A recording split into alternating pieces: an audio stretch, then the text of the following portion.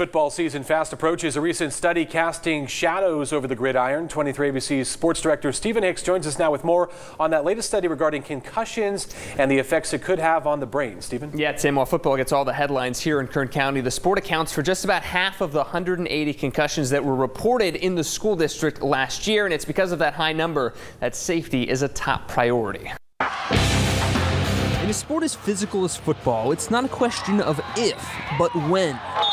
As the effects of concussions are studied more and more, safety isn't just about knowledge, but the changing of an entire culture. We had no knowledge of it. Stan Green, director of athletics for the Kern High School District, was quarterback at BC in '88. Back then, taking big hits and staying in was just part of the game, even after getting knocked out. I took the snap on the very next play.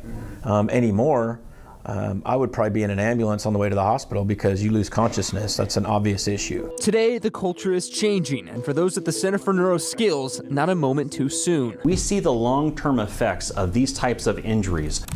David Harrington, the chief operating officer at CNS, was one of the founding members for a concussion partnership within the district because looking as a physician, ignoring concussions can cause major setbacks. This can cause long-term problems with the way that they think, the way that they behave, the way that they manage their emotions, and perhaps can cause death. Because of those dire outcomes, Green has been trying his best to get the head out of the game of football. It has to be a countercultural thing. Last year, that meant bringing in Rocky Seto, a coach with the Seattle Seahawks who instructed every coach in the district on the Hawk technique, a wraparound tackle that tries to remove head-to-head injuries.